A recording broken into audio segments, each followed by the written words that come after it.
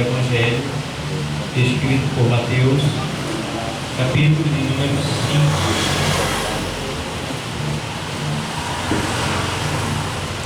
Capítulo número 5, versículo de número 13. 13.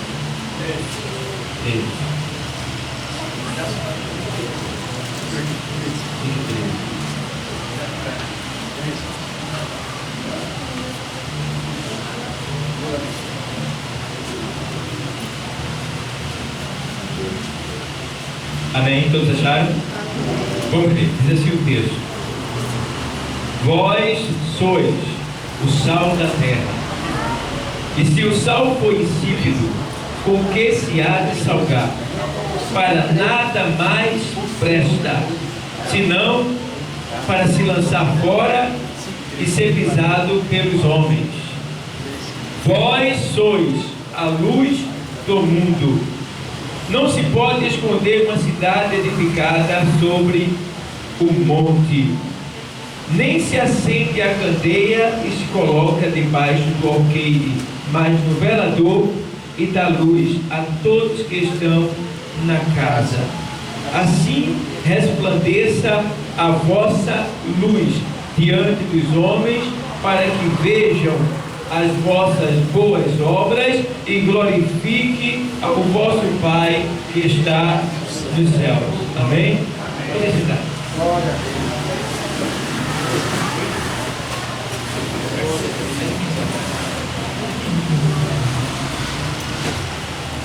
Bom, pessoal, chegou aquela hora que a gente precisa. Às vezes as pessoas dizem assim: o culto está gostoso, tem a saudação de cá, uma palavra de lá. E alguém diz assim: se o culto acabasse agora, eu já estava satisfeito. A gente erra muito quando fala assim, porque o culto só está completo quando a administração da palavra. O culto só é completo se houver a administração da palavra. Ainda que seja uma hora, 30 minutos, mas tem que se abrir a Bíblia, ler o texto e meditar aquele texto. Ainda que seja rápido, mas Deus falou aquele texto. Tá? Então, Deus vem falando de várias maneiras, desde o começo do culto, a partir do primeiro hino. Deus já vem falando no coração da igreja, preparando o coração da igreja para receber o que Ele vai dizer mais tarde. Então, Deus tem suas maneiras. Então, o louvor serve para preparar a terra do coração, para receber a semente que é a palavra. Ou seja, o louvor, que é entoado desde o começo do culto, serve para preparar a terra dos corações, para que nessa terra seja enxertada, seja implantada a semente que é a palavra de Deus. E é muito importante que se haja reverência no que diz respeito a ouvir a palavra de Deus, porque em Mateus 13, 29 diz que se alguém ouvindo a palavra do reino e não entendendo, vem o maligno e arrebata aquilo que foi semeado. Então temos que ter muito cuidado. E tem mais: se você ouvir uma palavra e você não entender, cabe a você no final do culto procurar o pregador, seja ele que for, dizer para ele: eu não entendi isso que você falou, não. Porque às vezes tem pessoas que ouvem uma palavra, ela veio de Deus, entende do seu modo, e às vezes fica até com raiva do pregador, como coisa que foi o pregador que falou de si mesmo. Mas eu não estou aqui falando de mim mesmo, eu estou aqui falando a palavra do Senhor. E o que sair, eu tomo para mim, espero que você também tome para você. Porque senão, você não veio aqui ouvir Deus, você veio aqui buscar o que você quer. Mas eu não vim aqui buscar o que eu quero, eu vim aqui buscar o que Deus tem para me oferecer segundo a sua palavra. É por isso que a palavra pode ser de correção, como já foi falado hoje, pode ser uma palavra de prosperidade, tá? E a gente tem que estar pronto para receber. Eu estava falando hoje lá em Itapissuma, que eu estava ministrando uma palavra, e eu sabia que tinha duas pessoas que estavam na igreja lá em Itapissuma, que estavam desempregadas. Eu sabia. Mas quando Deus me tocou na palavra, Deus me fez pregar uma palavra que Era como se eu estivesse usando da carne. É como se eu tivesse, porque estava claro que estava falando, aquela palavra estava falando para aqueles dois que estavam desempregados. E eu disse, meu Deus do céu, mas o texto estava lá, e Deus dizendo, fale.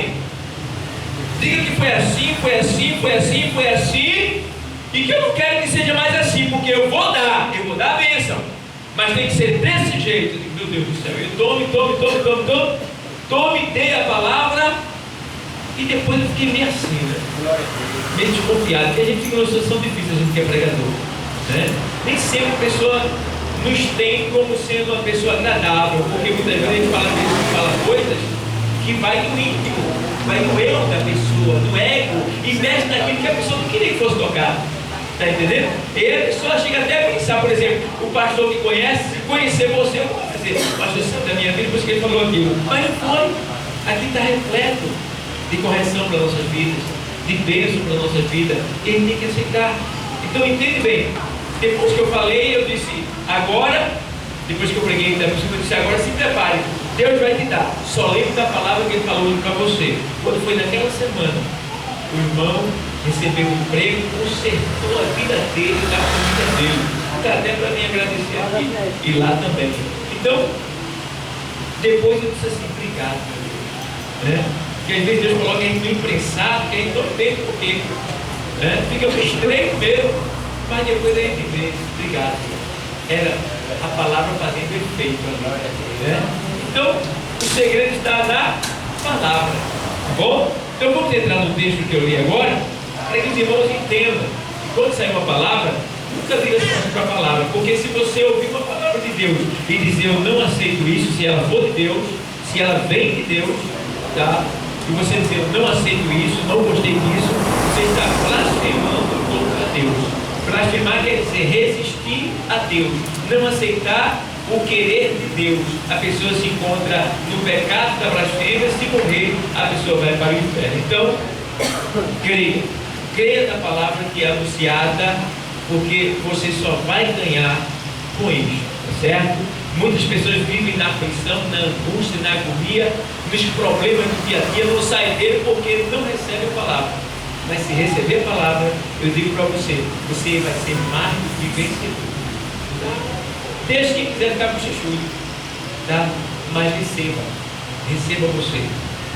O texto sagrado que foi lido foi 5:13 do Evangelho escrito por Mateus. O texto sagrado diz exatamente assim: vós sois o sal da terra. E se o sal for insípido, com que se há de salgar? Isso é uma interrogação. Jesus, ele narrou essa palavra e Mateus escreveu. E ele fez uma interrogação àqueles que estavam diante dele. E olha que tinha muitas pessoas, porque aqui estava no sermão do monte, tá? E a gente vê que é muito importante esse texto aqui, que ele fala de cada um de nós. Porque olha o que ele diz: vós sois o sal da terra. E a gente começa a dizer, eu sou sal? Então, o que eu quero trazer para os irmãos nesta noite, em nome de Jesus Cristo, que ele me concedeu? Eu quero que os irmãos, através dessa palavra, porque essa palavra que vai ser pregada hoje é uma palavra de autoexame. Ela vai ser ministrada. Na medida que eu estou ministrando ela, eu mesmo, o pregador, eu estou me examinando para ver se eu estou de acordo com o que ele está falando. Espero que você também vá se examinando, porque esta palavra hoje é uma palavra de exame, para a gente ver como é que a gente está, se está agradando a Deus, se está indo conforme a vontade de Deus. E aí ele diz: vós sois o sal da terra.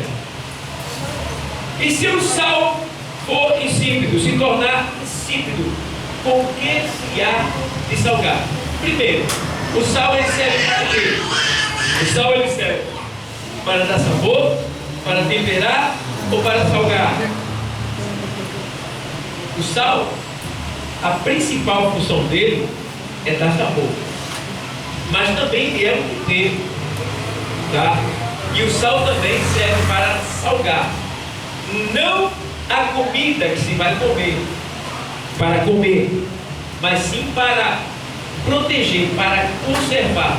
Vou dar um exemplo. Ele dá sabor, Porque se você comer uma comida sem sal, ela não tem, é sem gosto. O sal serve para dar sabor. O sal, ele é um tempero. Por que ele é um tempero? Porque ele serve para todo tipo de comida. O sal, ele também, ele salga. A gente sabe que a carne de charque que a gente come é uma carne certa. O peixe, o peixe lá do caixote lá que vende, né? O famoso caico, né? Aquele caiquinho, uma delícia assado, também é salgado, tá? Então a gente vê que ele tem essas três funções, mas a principal função dele é dar sabor, E o Senhor diz assim para vocês, ou seja, você é o sal da terra. Então, se eu sou o sal da terra, eu tenho que dar sabor. Eu tenho que fazer com que as pessoas sintam, fazer com que a vida das pessoas se torne agradável. Porque uma comida bem temperada, com sal no ponto, ela é uma delícia, né?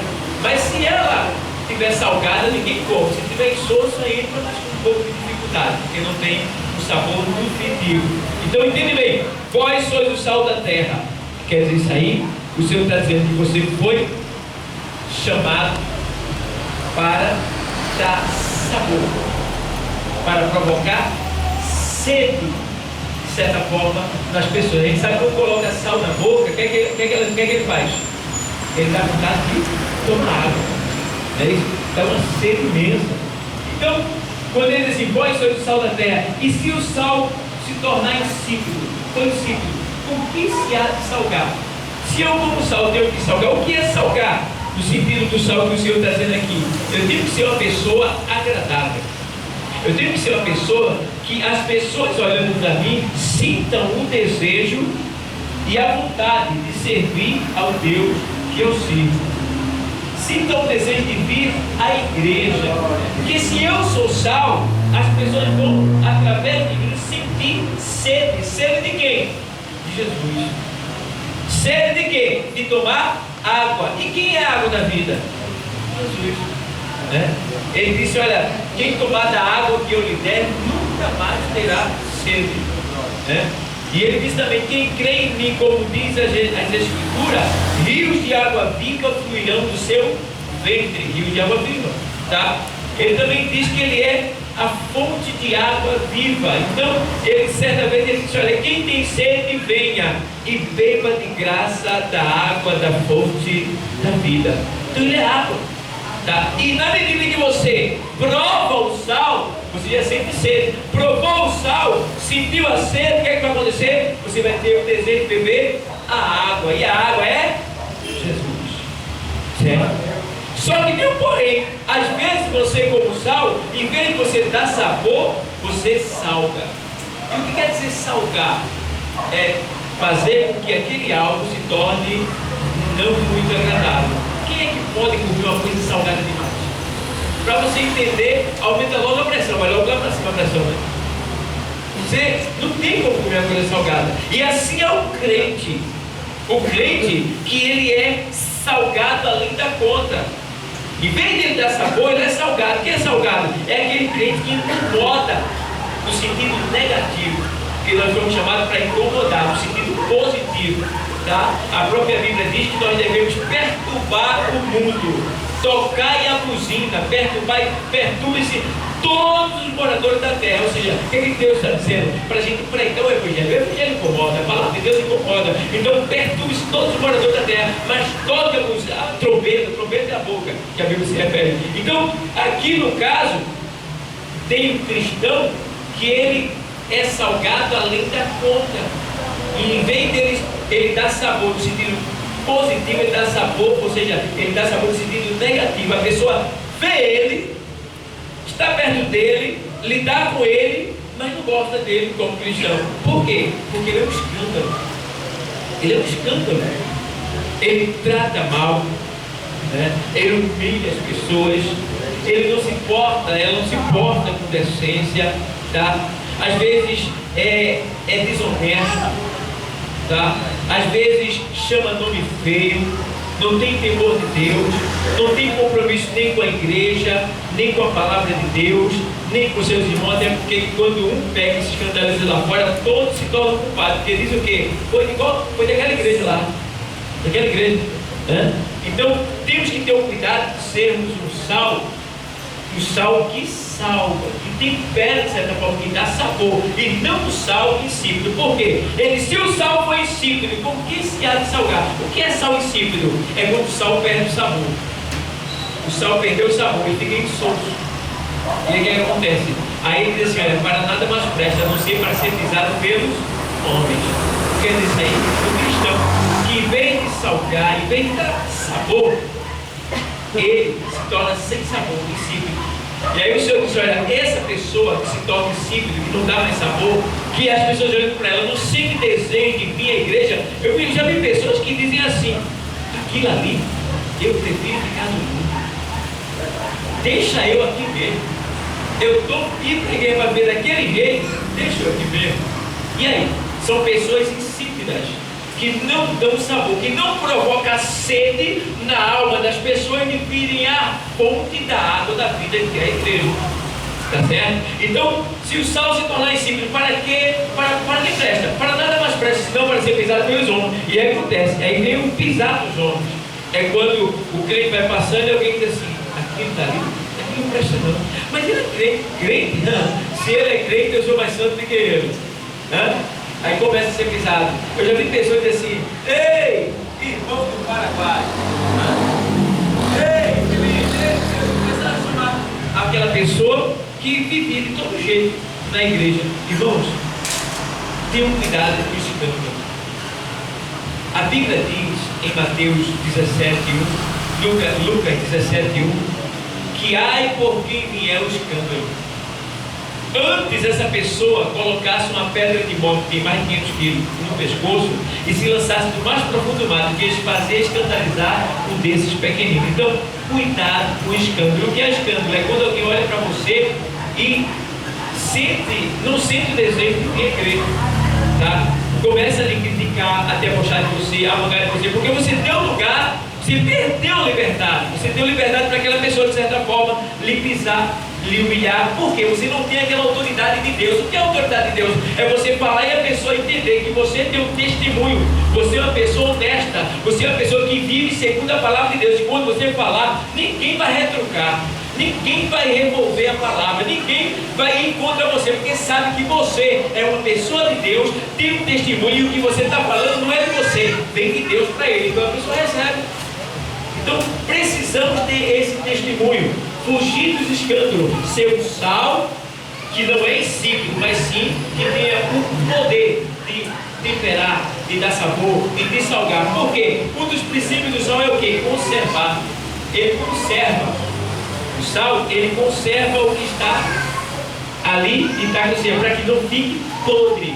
Você já viu? Por que ele coloca você pega um pedaço de carne, né? Se você deixar ele sem sal ali, ele vai acontecer o quê? Vai apodrecer. Mas se você salgar ele completamente, o que é que vai acontecer? Ele vai ser preservado, ele vai ser conservado.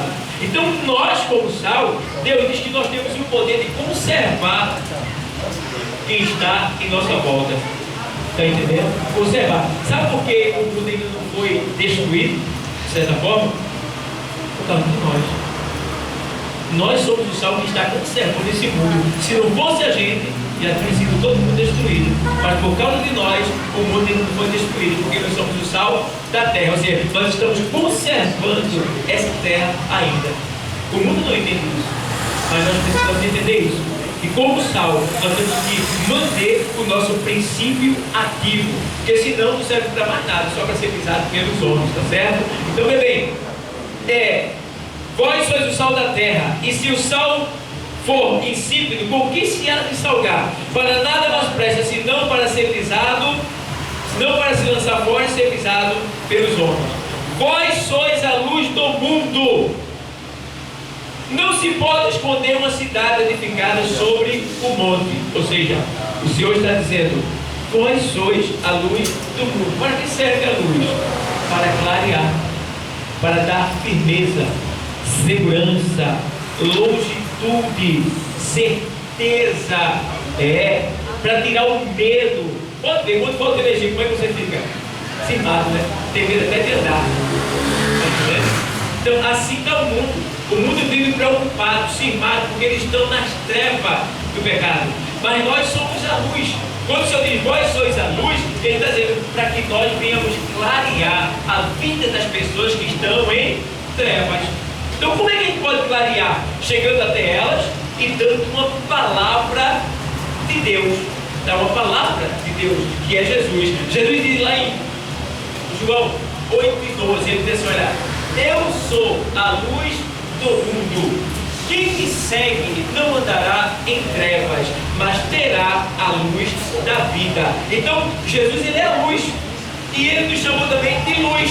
Então nós temos que ir até as pessoas que estão em treva e levar essa luz até ela, para que a vida delas seja clareada e elas possam ver a realidade da vida e assim alcançar um futuro melhor.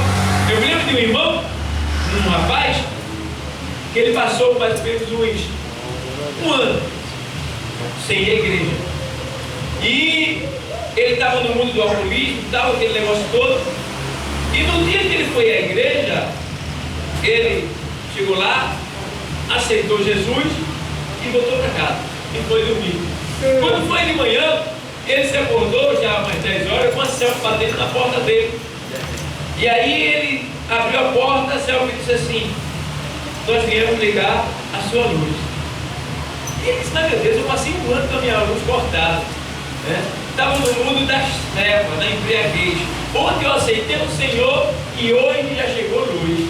Então veja como Deus clareou a vida dele, tanto no sentido espiritual como no sentido secular. Chegou luz até na casa dele, chegou na vida dele e na casa dele, porque ele recebeu a luz que é Jesus e na casa dele foi, também chegou a luz. Então você vê como Deus, Ele tem esse poder de clarear a nossa vida. Eu fico vendo que a gente vivia nas trevas, a gente não vê. Por exemplo, a gente vivia fazendo coisas que hoje a gente tem vergonha do que a gente fazia.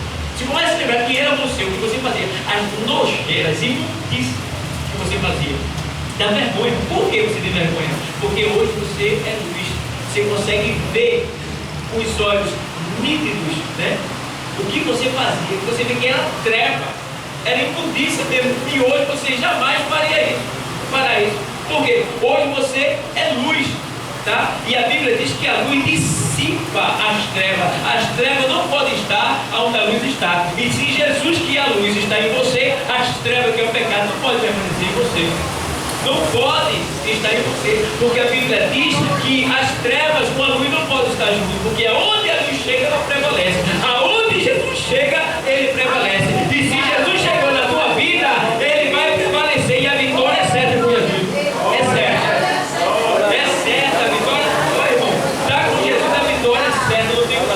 Entende bem, vamos lá. Olha, vós sois a luz do mundo. Não se pode esconder uma cidade edificada sobre um monte. Ou seja, ele diz aqui assim, olha, você não pode ser escondido, você não pode ser ocultado, tá? Porque a luz foi feita para colocar onde? Embaixo ou em cima? Sim. Sim. O propósito dela é em cima. Então o que quer dizer isso aí? Se você é luz, Deus está dizendo nesta noite para você, pode ser que alguém esteja te colocando embaixo, mas eu, o Senhor, vou te colocar embaixo. Eu, o Senhor, segundo a palavra, vou te colocar em cima. Aleluia, aleluia, porque, olha, você não é cauda, você é cabeça. Você não foi feito para ficar embaixo, você foi feito para estar em cima, como essa luz. Vós sois a luz do mundo. Olha, eu não sei onde você trabalha, onde você estuda, onde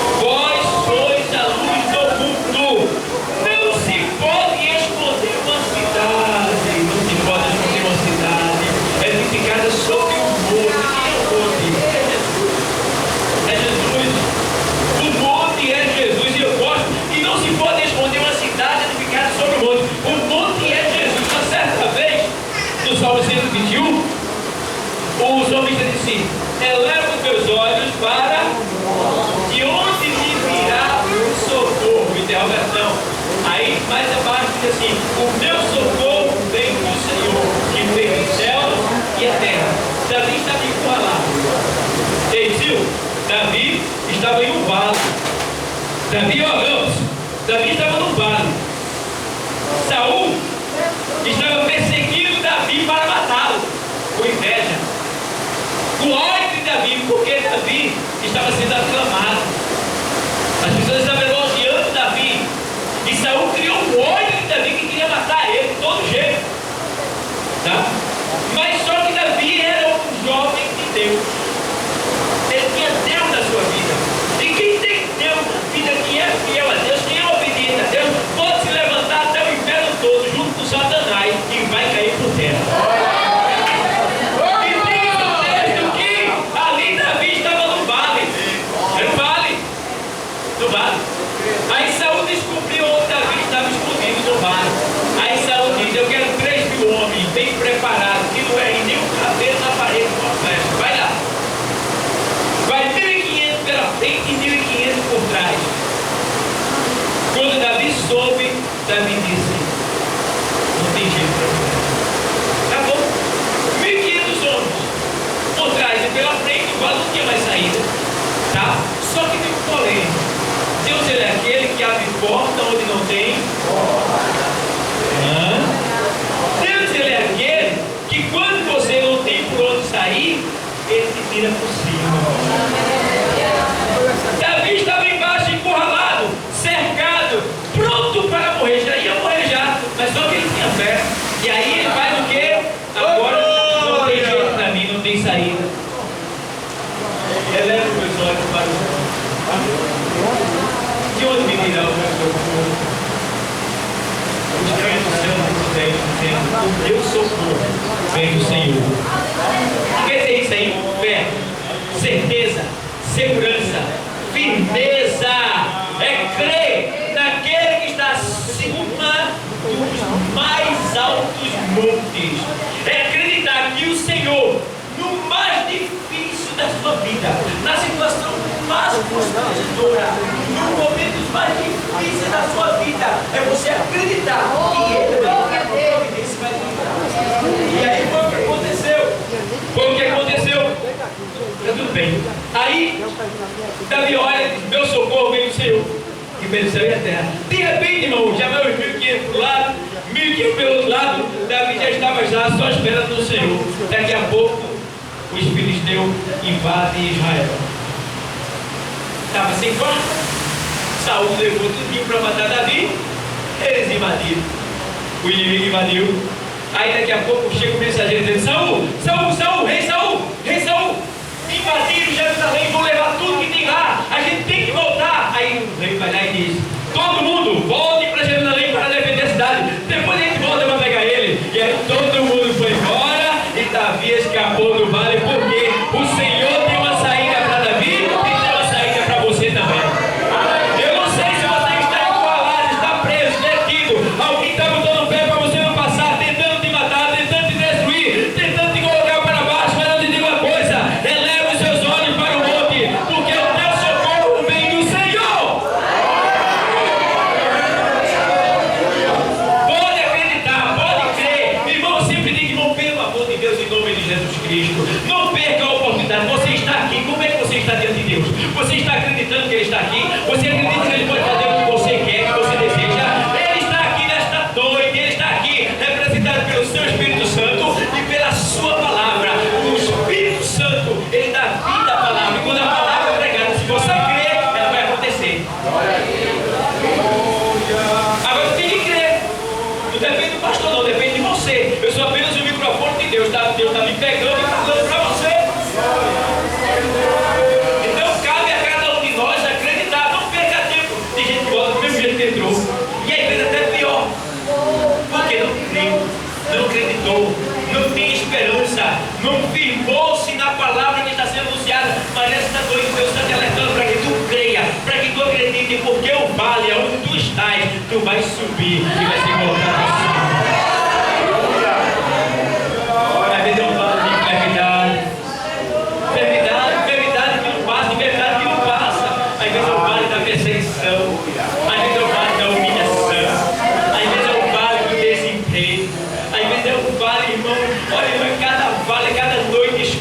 filho na droga, preso. Ah, quantos vales, e você se acha sem saída, você fica meio inválido, sem saber o que fazer, o inimigo lhe fechando, lhe detendo, lhe cercando por todos os lados, mas creia tão somente que o Senhor que te trouxe aqui, Ele te trouxe para te dizer: olha, aparentemente não tem saída nem por trás nem pela frente, não tem, mas eu te digo uma coisa.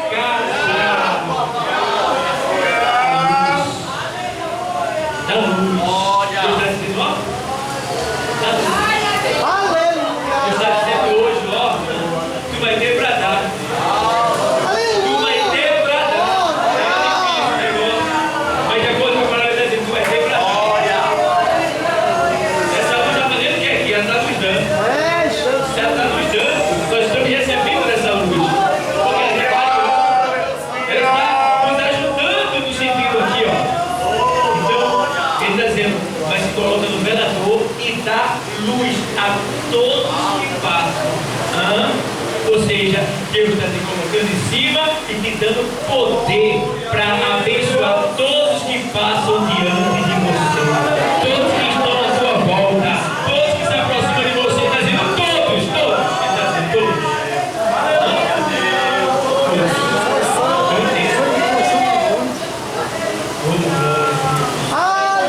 Assim resplandeça a vossa luz diante dos homens, para que vejam as vossas boas obras e glorifiquem ao vosso Pai que está no céu. Certo? A gente vê que a gente precisa ver se a gente é muito mesmo, né? Vai fazer um exame aí. Faça um exame e veja se você é salvo. Veja se você é luz. Por quê? Deus, a bênção dele é para os que são salvos, para os que são luz. Não seja insípido e nem esteja apagado. E uma das coisas que faz a luz apagar em nós é o extinguir do Espírito Santo. Lá na primeira carta aos Tessalonicenses, capítulo 5, e versículo 18, o texto sagrado diz assim, se não me falha a memória: não extingais o Espírito. Quer dizer, extingar o Espírito, quer dizer, não apague o Espírito, ou seja, não apague a chama, o fogo do Espírito que está dentro de você. Você tem um espírito de fogo dentro de você. João disse assim: olha, eu vos batizo com água para arrependimento de pecado, mas após mim virá um que vos batizará com o Espírito Santo e com fogo. Então você tem um fogo dentro de você, que é o Espírito Santo, que forma essa luz em você. Mas se você não zelar por esse fogo pode se apagar. E aí que está o perigo. Tá? E como é que esse fogo se apaga? Esse fogo se apaga dentro de você. É quando você extingue o Espírito. Como é que extingue o Espírito, pastor? Por exemplo, o Espírito diz para você: evangelize. Ele está lá dentro dele: evangelize. E você está lá. Está lá. O Espírito diz para você: sirva na minha obra, faça o meu querer, e você, ó, se retrair, sendo covarde. O Espírito diz: olha, te consagra, estou com sono, lê a minha palavra, não estou conseguindo, não tenho tempo. E aí o que? Aquela luz que é o Espírito vai se apagando. Como assim? Ele vai se entristecendo, se entristecendo, e quando vê, você vai ficando insensível, você vai ficando uma pessoa sem a sensibilidade do Espírito Santo. Aí se torna uma pessoa dura. Para você entender, ninguém cai no Evangelho instantaneamente. Você nunca vai ouvir ninguém cair no Evangelho instantaneamente. Deixar Jesus instantaneamente. Ninguém. Toda queda do Evangelho, ela é decrescente. Ela vem aos poucos até a pessoa desabar. Quando você diz, fulano deixou Jesus, não, agora foi só efeito, já deixou faz tempo. Como é que se vê isso aí? A pessoa começa a ficar nas intocas. Não lê mais, não ora mais, não dá mais lugar dele, está entendendo? Se nega a fazer o querer do Senhor. E a pessoa vai morrendo, vai ficando acuado, vai ficando insosso, né, como diz a história, vai ficando aquela pessoa fria, até dizer, vai ficando mais. E o pior, irmão, que tem alguns que procuram alguém para colocar a culpa da sua queda, para que quando ele sair, ninguém diga assim, ele saiu porque é sem vergonha. Mas não é para que diga assim, ele saiu por causa de A e de B. Ninguém é culpado da queda de ninguém. Porque a Bíblia diz assim em Lamentação 3, do que se queixa o homem vivente? Queixe-se cada um dos seus próprios pecados. Está entendendo? Se eu sei que Jesus é bom, que Ele é a minha salvação, que sem Ele eu não sou nada, eu vou deixar que alguém me afaste dele? Se quando o apóstolo Paulo diz na carta aos Romanos que nada nos separará do amor de Cristo, nem a perseguição, nem a fome, nem a nudez, ele começa a citar ali tudo, as coisas mais difíceis que acontecem na nossa vida. Ele diz, isso não pode nos separar do amor de Cristo. Está entendendo? Então ninguém, irmão, ninguém eu vou deixar que me tire, que me afaste do meu Senhor. Eu vou fazer feito Jó. Jó chegou a um ponto de ele não ter mais nada, todo cheio de tumor maligno, descendo aquela água podre, fedorenta, e ele vai até a sua mulher, aquela mulher que ele dava de tudo, bancava ela, shopping, as melhores roupas, os melhores sapatos, casa, comida de primeira qualidade, rodeada de amigas, dinheiro não faltava, mandando em todo mundo. De repente ele perdeu tudo. E agora, aquele amor lindo que ela tinha com ele, agora ele vai ser demonstrado se ele era um verdadeiro ou algum interesseiro. E aí ele vai, a Bíblia não diz o que ele diz a ela, mas diz que ela diz assim para ele, tu ainda retens a tua fé nesse teu Deus? Ou se assim, essa vida que está levando aí, estou fora desse Deus do céu. Aí ela diz assim, abandona esse teu Deus e morre. Amaldiçoa teu Deus e morre. Vê? E ela, que coisa bonita de uma mulher. Infelizmente tem muitos que são assim hoje ainda, que gostam do marido quando ele tem. Ama o marido, é festa, é sorriso, é alegria, é abraço, é beijo, é cheirinho. Está empregado, está ganhando dinheiro, quando o bichinho fica desempregado. Aí vem aquele ditado, o bicho é um perigo. Mas o amor verdadeiro, ela diz assim para ele, meu amor, eu te amo. E o que der para mim vai dar para ti. E a gente pode morar no palácio, mas também pode morar debaixo da ponta, aí vai dar ruim. Isso é amor. Porque a Bíblia diz que o amor tudo sofre, tudo suporta, tudo espera. O amor é isso. Lá em 1 Coríntios 13, vê o que é o amor lá? Para exercer esse amor. E aí, muitas só querem o quê? Viver quando está no bem. Bom, eu sei que dinheiro é bom, ter as coisas melhores é bom, mas quem sempre na terra vai ter tudo de bom. Jó era milionário, mas rico oriente, no entanto, olha como ele se encontra agora. Mas ele diz assim, como as loucas falas tu. Receberia eu o bem de Deus e não o mal? Se bem que não foi Deus que me fez mal, foi Satanás. Mas ele falou, receberia eu o bem de Deus e não receberia o mal? Aí, ainda que ele me mate, nem eu esperarei. Mas na frente ele diz, olha, eu sei que o meu Redentor vive e que por fim se levantará ao meu favor. Está entendendo? Então, irmão, você tem um Deus que não importa o que você esteja sofrendo agora, Deus vai te tirar dessa situação. Deus vai te levantar, Deus vai te erguer, Deus vai te prosperar, Deus vai fazer a mudança na tua vida. Agora você tem que obedecer a palavra dele. Você tem que ser fiel a ele. Se você não obedecer, você perde tempo. Vem para a igreja 1 ano, 2 anos, pastor do mesmo jeito. Mas dá lugar a Deus e tu verás o que Deus vai fazer contigo e com aqueles que estão do teu lado. Amém, igreja? Então entendamos que você é luz do mundo, tá? E não se pode esconder, ou seja, você não foi feito para ficar escondido. Então, está evangelizando? Não, pastor, está escondido. A luz está debaixo do alqueire. Quem está vendo você? Evangeliza. Está dando. Você é sal? Sal mesmo? Sou, pastor. Então, cadê as pessoas que estão trazendo para a igreja? Trouxe, não, pastor, não achei não. Então você não está salgando. Você não está dando o desejo, você não está provocando sede nas pessoas. Você tem que provocar sede nas pessoas. Ao ponto de dizer, rapaz, eu tenho que ver, rapaz, eu estou vendo que mudasse. Eu estou vendo que tu é diferente agora. Onde é que tu faz parte? Ah, em tal lugar, se você quiser, eu passo por aqui e levo você. Eu venho buscar você. Ó, provocando sede, está trazendo para beber a água. Chegando aqui, a pessoa se converte. Tá? Então, ó, vigia, levanta a cabeça.